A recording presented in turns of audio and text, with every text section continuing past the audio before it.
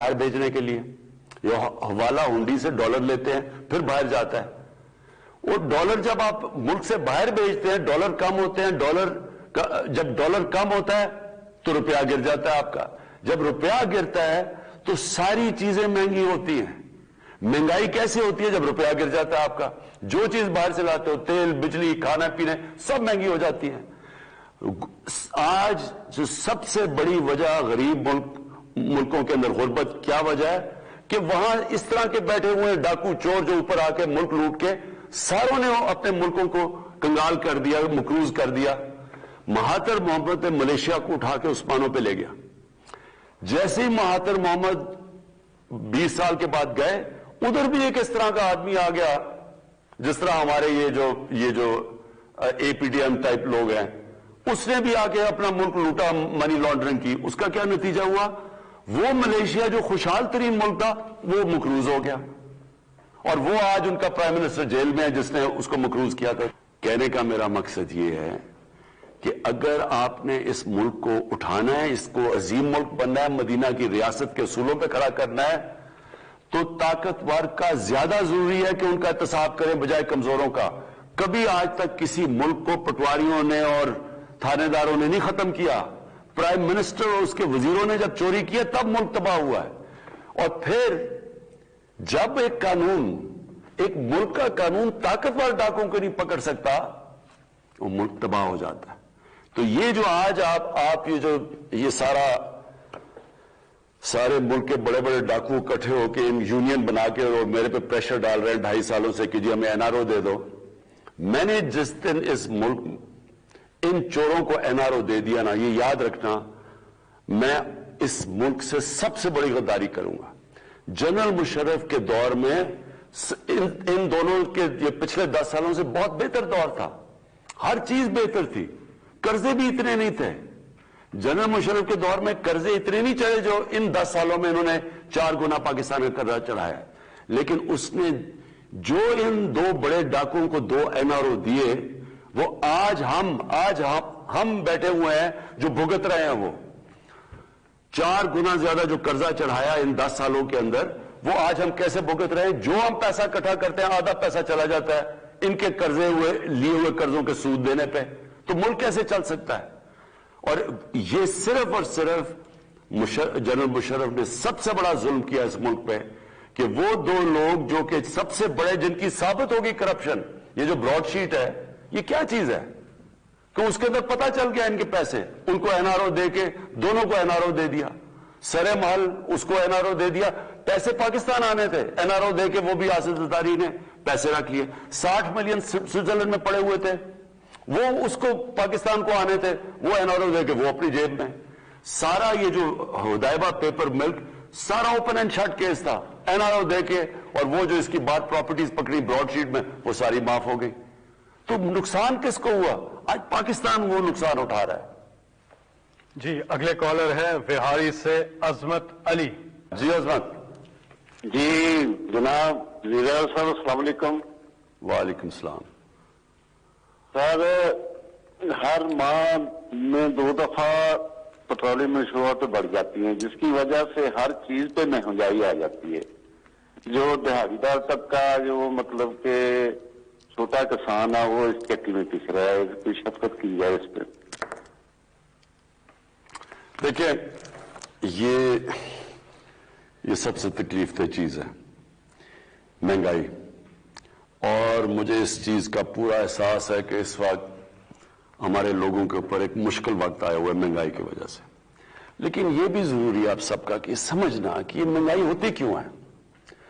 میں اگر ہر ہفتے میٹنگ لیتا ہوں مہنگائی کی ایک چیز دیکھتا ہوں کہ کون سی چیز کی قیمت کیوں چڑھ رہی ہے تو یہ سوچیں کہ اگر مجھے اتنی یہ اس کے یعنی میرے ذہن پہ یہ اتنا پڑا ہوا ہے تو یہ کیوں نہیں یہ مہنگائی ہے کیا ہوتی کیوں ہے. تو یہ میں ذرا چاہتا ہوں کہ آج آپ سب سمجھ لیں. دیکھیں مہنگائی کی سب سے بڑی وجہ کیا ہوتی ہے؟ اس کی سب سے بڑی وجہ یہ ہوتی ہے کہ جب ہمارا روپیہ گرتا ہے. اور روپیہ کیوں گرتا ہے یہ بھی پہلے آپ سمجھ لیں. روپیہ اس لیے گرتا ہے کہ جب آپ ملک میں جو ڈالرز آ رہے ہیں وہ کم ہے اور ملک سے ڈالر باہر زیادہ ہے، جو جا رہے ہیں وہ زیادہ ہے. یہ کیوں منی لانڈرنگ اتنی بری، یہ اتنا بڑا ہمارے لیے عذاب بنا ہوا ہے؟ ایک اندازے کے مطابق، اور میرے خیال میں سے زیادہ پیسہ باہر جاتا ہے. جو امریکہ کا جو اسٹیٹ ڈپارٹمنٹ ہے، اس نے ایک پیپر چھاپا تھا غالباً کوئی 8-9 سال پہلے، کہ 10 ارب ڈالر ہر سال پاکستان سے باہر جاتا ہے منی لانڈرنگ ہو کے، یعنی چوری ہو کے نا، اس چوری کا پیسہ 10 ارب ڈالر باہر جاتا ہے. پھر اگر ہماری امپورٹس اور ایکسپورٹس، مثلا جو چیزیں ہم دنیا کو ایکسپورٹ کر رہے ہیں وہ کم ہیں اور امپورٹ زیادہ ہیں، تو ظاہر ہے کہ جب ڈالر کم ہوں گے ڈالر اوپر چلا جائے گا، روپیہ نیچے آ جائے گا. تو پہلے یہ سمجھ جائیں کہ روپیہ گرتا کیوں ہے. جب ہمیں حکومت ملی تو جو اس ملک کے اندر امپورٹس تھیں، جو ڈالر ملک سے باہر جا رہے تھے، وہ 60 ارب ڈالر تھے، اور ایکسپورٹس جس سے ملک میں ڈالر آنے تھے وہ 20 ارب ڈالر تھی. پاکستان کی تاریخ کا سب سے بڑا یہ خسارہ تھا، جس کو ٹریڈ گیپ کہتے ہیں. اور جو کرنٹ اکاؤنٹ ڈیفیسٹ تھا، یعنی کہ جو ٹوٹل ڈالر ملک سے باہر جاتے ہیں اور اندر آتے ہیں، یعنی جو ہم ریمیٹنسز بھی شامل کر لیں، تو وہ 20 ارب ڈالر تھا، جو سب سے زیادہ پاکستان کی تاریخ کا خسارہ تھا. اس سے کیا ہوا؟ جیسے ہماری حکومت آئی، پریشر پڑ گیا روپے پہ، اور پچھلی حکومت نے اربوں ڈالر خرچ کیا تھا روپے کو اوپر رکھنے کے لیے. وہ کیا کرتے ہیں، جب روپے پہ پریشر پڑتے ہیں تو اب ڈالر پھینکنے شروع ہو جاتے ہیں مارکیٹ میں. تو ہمارے پاس ڈالر ہی نہیں تھے مارکیٹ میں پھینکنے کے لیے، کیونکہ ہمارے پاس ریزروز ہی نہیں تھے. ہم بلکہ جو ہمیں قسطیں دینی تھی باہر، وہ بھی نہیں ہم دے پا رہے تھے. تو لہٰذا روپے نے گرنا تھا. تو میں صرف آپ کو اب یہ سمجھانا چاہتا ہوں پہلے تو کہ روپیہ کتنا گرا. ہمارے دور پہ روپیہ گرا 24.1%، اور ہمارے دور میں کہہ رہا ہوں 18-19 میں، 2018 اور 19 میں جو روپیہ گرا، ہمارے دور میں گرا 24.1%. ہمارے سے پہلے بھی روپیہ گرا تھا، وہ گرا تھا جب پیپلز پارٹی آئی. جب پیپلز پارٹی آئی تو روپیہ گرا 25.5%، 2008-9 میں. 2008 جب ان کا روپیہ گرا تو جو سی پی آئی، اور یہ سارے آپ دیکھ سکتے ہیں سٹیٹسٹکس، جو کنزیومر پرائس انڈیکس جسے کہتے ہیں، جو بتاتا ہے کہ کتنی مہنگائی ہوئی، وہ 17% تھی. اور ہمارے 18-19 میں جب 24.1% روپیہ گرا تو 7.3% تھی. اور یہ آپ دیکھ سکتے ہیں، یہ بیورو آف اسٹیٹسٹکس کے اندر یہ لکھا ہوا بتایا ہوا آپ کو. اب یہ کیوں، اب جب یہ روپیہ گرتا ہے تو کیا ہوتا ہے، پہلے یہ سمجھیں. سب سے پہلے تیل مہنگا ہو جاتا ہے. تیل مطلب پٹرول اور ڈیزل مہنگا، اس کا مطلب ٹرانسپورٹ مہنگی. اس کے بعد بجلی مہنگی، کیونکہ آدھی بجلی بنتی ہے تیل سے، اور پھر جو باقی بجلی کے کانٹریکٹ سائن کیے ہوئے ہیں وہ سارے ڈالرز میں کیے ہوئے ہیں. تو جیسے ہی روپیہ گرا، جو ڈالر کی چیزیں ساری مہنگی ہو گئی. پھر جو ہم چیزیں امپورٹ کرتے ہیں، سب سے پہلے گھی، تقریباً سارا گھی ہم امپورٹ کرتے ہیں باہر سے، وہ مہنگا. چائے مہنگی، چائے باہر سے امپورٹ کرتے ہیں. پھر دالیں مہنگی، جو عام آدمی بیچارہ کھاتا ہے، تقریباً 70% دالیں باہر سے ہم امپورٹ کرتے ہیں، وہ مہنگی ہو گئی. تو جب بجلی مہنگی ہوئی، مزید اور چیزیں مہنگی ہو گئی. پھر گیس، اب آدھی گیس ہماری جو ہم پاکستان میں گیس نکلتی ہے وہ کم ہوتی جا رہی ہے. جو باہر سے ہم گیس لیتے ہیں وہ مہنگی ہے، تو جب وہ گیس بھی مہنگی ہو گئی. تو ساری چیزیں مہنگی ہو جاتی ہیں جب آپ کا روپیہ گرتا ہے. اس لیے ہماری گورنمنٹ پوری کوشش کر رہی ہے پاکستان میں ایکسپورٹ بڑھانے کی، اور مجھے بڑی خوشی ہے کہ پچھلے مہینے ریکارڈ ایکسپورٹس بڑھی ہیں ہماری. جب تک ہماری ایکسپورٹس نہیں بڑھیں گی، اور اللہ کا شکر ہے ریکارڈ ریمیٹنسز بڑھی ہیں، یعنی کہ جو باہر پاکستانی بینکوں کے تھرو پیسے بھیجتے ہیں وہ بھی بڑھی ہیں. اور اس کی وجہ سے 17 سال کے بعد پاکستان کا 5 مہینے مسلسل، جس کو کرنٹ اکاؤنٹ کہتے ہیں، کہ ہم جتنے ہمارے ڈالر آ رہے ہیں اندر اور ہمارے ڈالر باہر جا رہے ہیں، ہم نے اس کو بیلنس کر لیا. ہمارا خسارہ ختم کر دیا ہم نے، کیونکہ ہم نے ایکسپورٹس بھی بڑھائی ہیں اور ہماری ریمیٹنسز بھی بڑھی ہیں، اور ہمارا ملک صحیح راستے پہ لگ گیا ہے. تو اور اگلی چیز جو ہم نے کرنی ہے، انویسٹمنٹ ملک میں لے کے آنی ہے، وہ تیسری چیز ہے. تو جیسے جیسے ہم اب قدم اٹھا رہے ہیں, ڈالرز ہمارے ملک میں زیادہ آئیں گے, ہمارا روپیہ سٹرونگ ہو جائے گا. جب روپیہ ٹھیک ہوگا تو یہ آپ کا سب سے بڑا مہنگائی کا مسئلہ تب ختم ہوگا. دو اور چیزیں ہمیں مسئلے ہوئے. ایک, 2 سال ہماری گندم کی کراپ کم ہوگی, گندم کم ہوئی پاکستان میں. کیوں ہوئی؟ یہ موسم کی تبدیلی کی وجہ سے بارشیں اس ٹائم پہ ہو گئی جب گندم کو ہم نے کٹائی کا ٹائم تھا. 2 سال مسلسل ہماری گندم کم ہوئی, وہ باہر سے منگوانی پڑی. جب وہ تو جس طرح روپیہ گرا تو وہ بھی مہنگی. پھر چینی, وہ ہماری کم ہو گئی. تو چینی بھی جب باہر سے آئی, اور کیونکہ جو میں آپ کو کہہ رہا ہوں کہ ڈالر کے اوپر پریشر تھا, حالانکہ چینی اتنی مہنگی نہیں ہوئی باہر سے, لیکن گندم ہمیں گورنمنٹ کو بہت بڑا قیمت ادا کرنی پڑی. تو کہنے کا آخر میں مقصد یہ ہے, مجھے پورا احساس ہے, سارا وقت میں مانیٹر کر رہا ہوں, پوری کوشش کر رہے ہیں کہ ہم مہنگائی کو روکیں, اور اللہ کا شکر ہے اس وقت مہنگائی جب ہم آئے تھے گورنمنٹ میں, اس سے پہلی دفعہ اس سے کم مہنگائی ہے اس باری, اس مہینے, جو میں نے کہا بھی آج میڈیا پہ. تو تھوڑا آپ کو صبر کرنا پڑے گا. ایک برے معاشی حالات میں, ایک مقروض ملک میں جس نے قرضے لیے ہوئے تھے, آہستہ آہستہ جیسی ہماری معیشت ٹھیک ہوگی انشاءاللہ اس کے اوپر مکمل قابو پا لیں گے. جی, کالز کا سلسلہ جاری ہے. آپ پرائم منسٹر پاکستان عمران خان سے بات کر رہے ہیں. کون بات کر رہی ہیں, کہاں سے؟ جی, میں بادشاہ بات کر رہی ہوں, آئرلینڈ سے. جی, کیا سوال ہے آپ کا پرائم منسٹر سے؟ میرا سوال پرائم منسٹر صاحب سے ہے کہ ہم لوگ جو ہے ایک غیر اسلامی ممالک میں رہتے ہیں, اور ہم ایز اے پاکستانی اور ایز اے مسلمان, ہمارے لیے یہاں پہ ناموس رسالت کا بہت بڑا مسئلہ ہے. ہم لوگ ان سے, ہمارا یہ ہے کہ ایک ارب سے زائد مسلمانوں کی جو ہے نبی صلی اللہ علیہ وسلم کے ساتھ محبت کو بار بار آزمایا جاتا ہے, جس سے تمام مسلم ممالک میں اشتعال پیدا ہو جاتا ہے. اس حوالے سے میرا ان سے سوال ہے کہ ہم لوگ آواز تو اٹھاتے ہیں, لیکن کیا تمام مسلم ممالک مستحق ہو کے ایک مشترکہ رائے عملی اختیار کر سکتے ہیں؟ کیا پرائم منسٹر صاحب دیگر مسلم ممالک کے سربراہان سے اس معاملے میں رابطے میں ہیں کہ نہیں؟ دیکھیں, میں یہ پہلے بھی جواب دے بیٹھا ہوں, اب پھر آپ کو کہتا ہوں, جب تک مسلمان دنیا مل کے اس کا پریشر نہیں ڈالے گی مغرب ممالک کے اوپر, یہ مشکل رہے گا ہمارے لیے کہ وہ اس کے پیچھے چھپ جاتے ہیں کہ جی آزادی رائے, کہ جی ہماری آزادی رائے ہے.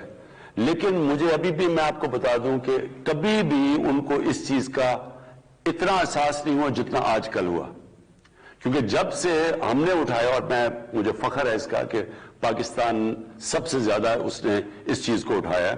ساتھ ساتھ اسلاموفوبیا, جو آپ مغرب میں رہتے ہیں آپ کو پتا ہے کہ کس طرح کی وہاں اسلام کے خلاف پروپیگنڈا اور اسلاموفوبیا سے بڑے ہمارے لوگوں کو مشکل وقت سے گزرنا پڑتا ہے. لیکن اس کا صرف حل ایک ہی ہے, ہم آہستہ آہستہ, اور میری پوری کوشش ہوگی کہ مسلمان ممالک کو میں اکٹھا کروں, اور اس چیز کے اوپر, اور پریزیڈنٹ اردوغان نے پورا ہمارے ساتھ, میرے ساتھ انہوں نے سٹینڈ لیا ہوا ہے. جس طرح میں نے کہا, جب فرینچ پریزیڈنٹ میکرون نے جب انہوں نے کہا, تو صرف 2 مسلمان ہیڈز آف سٹیٹ نے اس کے اوپر بات کی اور ان کی تنقید کی. تو اس لیے انشاءاللہ ہماری کوشش ہے کہ اور زیادہ لوگوں کو اکٹھا کریں گے. مجھے پورا یقین ہے کہ یہ کیمپین میں انشاءاللہ ہم کامیاب ہو جائیں گے. جیسے ان کو یہ پتا چلے گا کہ جس وقت وہ کوئی بھی ان کے ملک میں اس طرح کی حرکت کرے گا, ایک دم 50 مسلمان ملکوں سے ریاکشن آئے گا, تب یہ ایشو ختم ہوگا. 0519210809 پہ آپ کی کالز کا سلسلہ جاری ہے. اگلے کالر ہمارے ساتھ کون ہے؟ جی السلام علیکم. ہلو. جی السلام علیکم. جی میں عباس مرزا بول رہا ہوں ٹورانٹو سے. جی میں وزیر اعظم پاکستان سے بات کر سکتا ہوں؟ جی آپ کر رہے ہیں. جی السلام علیکم وزیر اعظم پاکستان عمران خان صاحب, کیسے ہیں آپ سر؟ جی مہربانی. آپ کا بہت بہت شکریہ, آپ نے کال لی. میں آپ سے ایک سوال کرنا چاہتا ہوں. آپ نے فرمایا کہ فورن فنڈنگ کیس میں اپوزیشن والے خود پھنس گئے ہیں, اس کی وضاحت فرمائیں گے اور یہ بھی بتائیں گے کہ آپ کا فورن فنڈنگ کا کیا معاملہ ہے؟ کیا آپ نے بھی کسی سے پیسے لیے ہیں؟ حقیقت کیا ہے؟ پلیز اگر آپ بتا سکیں تو. یہ بڑا اچھا کہ آپ نے یہ سوال پوچھ لیا, کہ وہ ایک بڑی اچھی ایک سینگ ہے, ایک پنجابی کی سینگ ہے, یہ گیدڑ کی جب موت آتی ہے تو شہر کی طرف بھاگتا ہے. اب انہوں نے فورن فنڈنگ کا کیس ہمارے اوپر کر دیا کہ جی فورن فنڈنگ آئی ہے پاکستان پی ٹی آئی میں. تو انہوں نے تو بڑا اپنے آپ کو عذاب میں ڈال لی ہے، اور میں وہ بتاتا ہوں کیوں۔ دیکھیں، مجھے آج سے تقریباً 31 سال پہلے میں نے فنڈ ریزنگ شروع کی تھی شوکت خانم کی، تو میں تو پاکستان کا وہ فنڈ ریزر ہوں جس نے پاکستان کی تاریخ میں سب سے زیادہ پیسہ اکٹھا کیا۔ آج بھی اکٹھا کر رہا ہوں شوکت خانم کے لیے، نمل یونیورسٹی کے لیے۔ تھوڑا مشکل ہے جب سے پرائم منسٹر بنا ہوں، لیکن اس سے پہلے تو میں سب سے زیادہ پیسہ اکٹھا کرتا تھا پارٹی کے لیے بھی۔ تو کیونکہ مجھے سمجھ تھی فنڈ ریزنگ کیا ہے، ہماری پارٹی واحد پارٹی ہے جس نے پولیٹیکل فنڈ ریزنگ کی ہے۔ پولیٹیکل فنڈ ریزنگ کیا ہوتی ہے کہ ہم باقاعدہ ڈنرز کرتے تھے، ڈنرز پہ لوگ آتے تھے، ان لوگوں سے پھر ہم ان کو بتاتے تھے کہ پارٹی کیا کرنا جا رہی ہے، اور پھر وہ پیسے دیتے تھے۔ اور اس میں بہت بڑا ہاتھ اوورسیز پاکستانیز کا تھا۔ میں نے اوورسیز پاکستانی سے جب شوکت خانم کے لیے شروع میں پیسے اکٹھے کیے آج سے 20-25 سال پہلے، تو سب سے زیادہ اوورسیز پاکستانی نے مجھے پیسے دیے تھے۔ اور میرا انٹریکشن اوورسیز پاکستان سے کیوں زیادہ تھا؟ کیونکہ کرکٹ کے ذریعے میں ساری دنیا پھرتا تھا اور ادھر اوورسیز پاکستانی ملتے تھے مجھے، تو لہٰذا ہمارا جو پیسہ اکٹھا ہوا یہ بالکل پولیٹیکل فنڈ ریزنگ سے، اور ہمارے پاس وہ واحد پاکستان کی تاریخ کی پارٹی ہے، 40,000 ڈونرز کے ہمارے پاس ایڈریسز اور پتہ اور فون نمبرز ہیں، کہ آج وہ 40,000 ڈونر جنہوں نے ہمیں پیسے دیے ہیں، آپ کسی کو بھی کال کر کے پوچھ سکتے ہیں کہ آپ نے پیسے دیے یا نہیں۔ اب یہ پارٹیز ہیں، میں ان کو چیلنج کرتا ہوں کہ یہ 100 ڈونرز کے نام مجھے دے دیں۔ ہمارے 40,000 ہیں نا، یہ آپ کو 100 ڈونرز کے نام نہیں دے سکیں گے، کیونکہ انہوں نے فنڈ ریزنگ جیسے کی ہے وہ میں جانتا ہوں کیسے کی ہے۔ ایک تو یہ جو بڑے بڑے قبضہ گروپ انہوں نے پالے ہوئے تھے، ان سے پیسے لیتے تھے۔ یہ جو قبضہ گروپوں کے گھر گر رہے ہیں نا، بڑے بڑے آپ دیکھ رہے ہیں، یہ سارے گورنمنٹ نے پالے ہوئے تھے، ان کو پناہ دے رہے تھے یہ پولیٹیکل پارٹیز۔ یہ نون لیگ کے نیچے بڑے بڑے قبضہ گروپ خود ان کو پناہ دیتے تھے، پولیس ان کو ہاتھ نہیں لگا سکتی تھی۔ اب یہ جس کا بھی گھر گرائے، یہ اور بھی سیاستدانوں کے گھر گرائے ہیں، یہ لینڈ رجسٹری میں ان سب کے وہ بتایا ہوا ہے کہ زمین کون سی ہے، کس کی زمین ہے۔ یہ کوئی اس طرح کوئی گورنمنٹ نہیں کر رہی، یہ عدالت میں جا کے بتا سکتے ہیں کہ جی یہ زمین میری ہے۔ تو وہ عدالت کے اندر ہمارے پاس ان کی پہلے انکوائری کی گئی، چیک کیا گیا، یہ جو ساری زمینیں ہیں یہ انہوں نے گورنمنٹ کی قبضہ کیے ہوئے، جن کے اوپر بلڈوزر لگے ہوئے ہیں اب۔ اور یہ وہ لوگ تھے، کیوں ان کو پالتے تھے، ان کو پیسے دیتے تھے، فنڈز دیتے تھے، ان کے گھر کے خرچے دیتے تھے، کیونکہ یہ جو پیسہ بناتے تھے ان کی پارٹی فنڈنگ کرتے تھے، ان کے جلسے جلوس کرتے تھے، جدھر قیمے کے نان ان کو دینے پڑتے تھے وہ بلانے کے لیے اپنے لوگوں کو۔ تو میں اس لیے کہہ رہا ہوں کہ یہ اب اس کو الیکشن کمیشن کو منطقی انجام تک پہنچانا چاہیے۔ ایک تو ان کے پاس ڈونر بیس ہی نہیں آپ کو نظر آئے گا۔ دوسری چیز، جہاں تک جو فورن فنڈنگ کا اصل تو مقصد یہ ہے کہ کوئی باہر کی حکومت آپ کو پیسے نہ دے، اور کیونکہ وہ اگر آپ کو پیسے دے گی اور آپ پاور میں آئیں گے، آپ کو وہ انفلوئنس کر سکتی ہے، آپ کی فورن پالیسی افیکٹ کر سکتی ہے۔ یہ بھی اگر تحقیقات کی جائے کہ کیا ان کو فارنرز نے پیسے دیے یا نہیں دیے، کیا وہ جو فضل الرحمان ہے وہ بتا سکتا ہے کہ اس کو اتنی دیر اس نے پارٹی کیسے چلائی ہے؟ کیا وہ یہ کہہ سکتا ہے کہ مجھے کسی لیبیا نے نہیں پیسے دیے؟ کیا نواز شریف کہہ سکتا ہے کہ اسامہ بن لادن سے اس نے پیسے نہیں لیے بے نظیر کی گورنمنٹ گرانے کے لیے؟ بے نظیر کی سٹیٹمنٹ ہے اس کے اوپر، اس نے کتاب میں لکھا ہوا ہے۔ خالد خواجہ جنہوں نے پیسے دیے تھے نواز شریف کو اسامہ بن لادن سے، اس نے ایفیڈیوٹ دیا ہوا کہ میں نے اسے پیسے دیے تھے۔ تو یہ تو خود پھنس گئے ہیں۔ جی اگلے کالر ہمارے ساتھ ہے عارف والا سے ارشاد صاحب۔ جی السلام علیکم عارف صاحب، ارشاد صاحب کیا سوال ہے آپ کا؟ وعلیکم السلام فیصل بھائی جان، کیا حال ہے سر؟ خیریت؟ جی آپ پرائم منسٹر صاحب سے مخاطب ہے، بات کیجیے گا۔ ٹھیک ہے جی۔ وزیر اعظم صاحب، آپ ہمارے ہیرو ہیں، آپ سے بہتر کرکٹ کو کوئی نہیں جانتا، لیکن جب ہم پی سی بی کی کارکردگی کو دیکھتے ہیں تو نہایت شرمندگی ہوتی ہے۔ سر جب آپ کی حکومت آئی تو ہمیں امید تھی کہ پی سی بی میں بہتری آئے گی۔ پرائم منسٹر صاحب برائے مہربانی پی سی بی کو کوئی ایسا بندہ دیں جس سے اس کی کارکردگی بہتر ہو سکے۔ شکریہ سر۔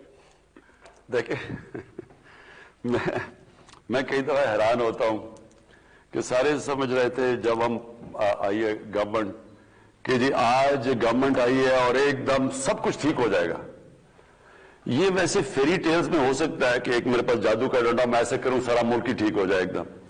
دیکھیں یہاں ملک میں کئی چیزیں بگڑی ہیں, 50 سال لگے ہیں بگڑنے میں, کئی 30 سال میں بگڑی ہیں کئی, اور پچھلے جو یہ دو بڑے بڑے اس ملک کے بڑے ڈاکوؤں نے جو 10 سال گزارے ہیں, کئی تباہی, اور اصل تباہی ان 10 سالوں میں آئی ہے.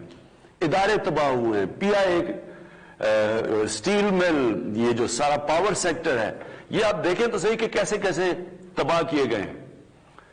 اور اس کو ٹھیک کرنے میں صبر کرنا پڑے گا قوم کو. دیکھیں میں آپ کو ایک مثال دیتا ہوں. ہم نے ایک ہاسپٹل بنایا پختونخوا میں, شوکت خانم, دوسرا شوکت خانم کا ہاسپٹل, اور انشاءاللہ تیسرا شروع ہو گیا کراچی میں. میں آج آپ کو گارنٹی کرتا ہوں کہ پاکستان کے انٹرنیشنل سٹینڈرڈ کے دونوں ہاسپٹل وہ بن گیا ہے اور یہ بننے جا رہا ہے. وہ کیسے؟ کیونکہ ایک جوائنٹ کمیشن انٹرنیشنل ایک انٹرنیشنل ادارہ ہے جو سرٹیفائی کرتا ہے کہ ہاسپٹل کی کوالٹی کتنی ہے. وہ لوگ بھیجتے ہیں, وہ ایک ہفتہ سارا اپنا ہاسپٹل کی آڈٹ کرتے ہیں اور تب وہ سرٹیفکیٹ ملتا ہے. 4 ہاسپٹل کو پاکستان میں سرٹیفکیٹ ملا ہوا ہے, آغا خان کو, الشفا کو اور 2 شوکت خانم کو. تو وہ 3.5 سال میں وہ شوکت خانم پشاور بنا ہے اور انٹرنیشنل سٹینڈرڈ کا. لیکن ہم جو پشاور کے ہاسپٹلز ٹھیک کرنے کی کوشش کریں, لیڈی ریڈنگ ہاسپٹل اور ان کے خیبر میڈیکل اور جو پرانے ہاسپٹل ہیں, وہ بڑا مشکل کام ہے, ٹائم لگ رہا ہے, دیر لگتی ہے, کیونکہ سسٹم سارے ٹھیک کرنے ہوتے ہیں, بری عادتیں پڑی ہوتی ہیں. پھر گورنمنٹ کے ہاسپٹل ہیں, وہ قانون آ جاتا ہے, وہ سٹے آرڈرز آ جاتے ہیں. تو ایک نیا ہاسپٹل بنانا آسان ہے, اور انشاءاللہ کراچی کا ہاسپٹل شروع ہو گیا ہے. میں آج آپ کو کہہ رہا ہوں کہ پاکستان کا سب سے ماڈرن اور بہترین ہاسپٹل بنے گا انٹرنیشنل سٹینڈرڈ کا. لیکن پرانے سسٹم کو ٹھیک کرنا ٹائم لگتا ہے. اب پنجاب پولیس ہے, کہتے ہیں جی پنجاب میں دیکھیں ڈکیتیاں, یہ ہو گیا وہ ہو گیا. اب پنجاب پولیس ایک دن میں تو نہیں خراب ہوئی, یہ 2 سالوں میں تو نہیں ہوئی. پنجاب پولیس کے اوپر ایک رپورٹ ہے لاہور ہائی کورٹ میں, 1993 کے اندر رپورٹ تھی. آئی جی عباس خان نے لاہور ہائی کورٹ نے پوچھا جی کہ کیوں اتنی زیادہ پنجاب پولیس کیوں نہیں ٹھیک پرفارم کر رہی, کرپشن کیوں اتنی زیادہ ہے. تو آئی جی عباس خان نے پوری ایک رپورٹ دی. اس رپورٹ کا ایک پیراگراف ہے, انہوں نے کہا کہ 25,000 لوگ میرٹ کے بغیر بھرتی کیے گئے. یہ میں 93 کی بات کر رہا ہوں کہ اس دور میں, اور اس میں پیسے لے کے پولیس والوں کو بھرتی کیا گیا. اور پھر ایک سینٹنس کہتا ہے کہ اور کئی لوگ جو مجرم تھے ان کو پولیس میں بھرتی کیا گیا. تو یہ ایسے نہیں کہ آج آپ سمجھ رہے ہیں کہ ایک دم کوئی آئے گا اور ٹھیک کر دے گا. سسٹمز ٹھیک کریں گے, تھوڑا ٹائم لگے گا, لیکن یہ مطمئن ہو جائیں کہ یہ سارے ہم اداروں کو باری باری ٹھیک کریں گے. اور کرکٹ کیسے ٹھیک ہوگی؟ کرکٹ اس راستے پہ نکل گئی ہے, وہ ایسے ہوگی کہ علاقائی کرکٹ جو میں آج سے 40-50 سال سے لگا ہوا ہوں, علاقائی کرکٹ جو شروع ہو گئی ہے. آپ دیکھتے ہیں کہ جب پشاور کا میچ ہوتا ہے یا پشاور زال میں تو سارا کے پی اس کو دیکھ رہا ہوتا ہے. بلوچستان کا ایک کھلاڑی نہیں ہوتا لیکن سارا بلوچستان دیکھ رہا ہوتا ہے ٹیم کو. یہ میں 40 سال سے کہہ رہا تھا کہ علاقائی کرکٹ کو, وہ ہو گئی ہے. اب ایک کھلاڑی کو ڈیولپ ہوتے ہوئے ٹیم کو تھوڑا ٹائم دیں, لیکن انشاءاللہ آپ دیکھیں گے کہ یہ ٹیم مسلسل بہتر ہوتی جائے گی. جی آپ کی کالز کا سلسلہ متواتر جاری ہے. سوشل میڈیا پہ پرائم منسٹر صاحب سوالات آئے ہوئے ہیں. یہ عثمان صاحب ہیں, سے ملا جلا سوال ہے جو بھی آپ سے ہوا. عثمان صاحب ہیں, کہتے ہیں فٹنس کے حوالے سے آپ تھوڑی رہنمائی فرمائیے گا کہ آپ خود تو بہت فٹ ہیں, اس کا کیا راز ہے اور آج کل کی روٹین میں آپ کو کیسے ٹائم ملتا ہے؟ آج کل تو بڑا مشکل ہے فٹ ہونا. بلکہ میں دیکھ رہا تھا بشرا بیگم نے ایک وہ ویئنگ مشین دیکھی, تو جب ویئنگ مشین رکھی, میں جب کرکٹ کھیلتا تھا سارا میرا کبھی 185 پاؤنڈ سے زیادہ ویٹ نہیں گیا. تو جب مشین پہ کھڑا ہوا تو 200 پاؤنڈ پہ پہنچ گیا ویٹ. وہ اس لیے کہ 8-8 گھنٹے 9-9 گھنٹے میں کرسی پہ بیٹھتا ہوں اور اتنا ٹائم نہیں ملتا مجھے ایکسرسائز کرنے کا. لیکن دیکھیں اللہ نے جب سے دنیا بنائی ہے, میں سب کو ایک چیز کہنا چاہتا ہوں, وہ کامیابی تو اس کو دیتا ہے جو محنت کرتا ہے. اللہ نے آپ کو یہ کہا ہوا ہے کہ جسم جو آپ کا ہے یہ اس کی طرف سے ایک نعمت ہے. اب جتنا آپ اس کی نعمت کا دھیان رکھیں گے وہ آپ کو بیماریاں نہیں ہوں گی. اللہ آپ کو صحت, ایک اور اچھی صحت سے بڑی نعمت کوئی نہیں ہے. لیکن جو ایکسرسائز نہیں کرے گا اور اپنا کھانا صحیح طرح دیکھ کے نہیں کھائے گا تو اس کے مسئلے مسائل ہوں گے. یہاں پہ وقت ہوا ہے ایک بریک کا. کھانا نہیں کھانا اپنے بریک میں. ہم فوراً واپس آ رہے ہیں. کالز کا سلسلہ جاری ہے. آپ کا وزیر اعظم آپ کے ساتھ.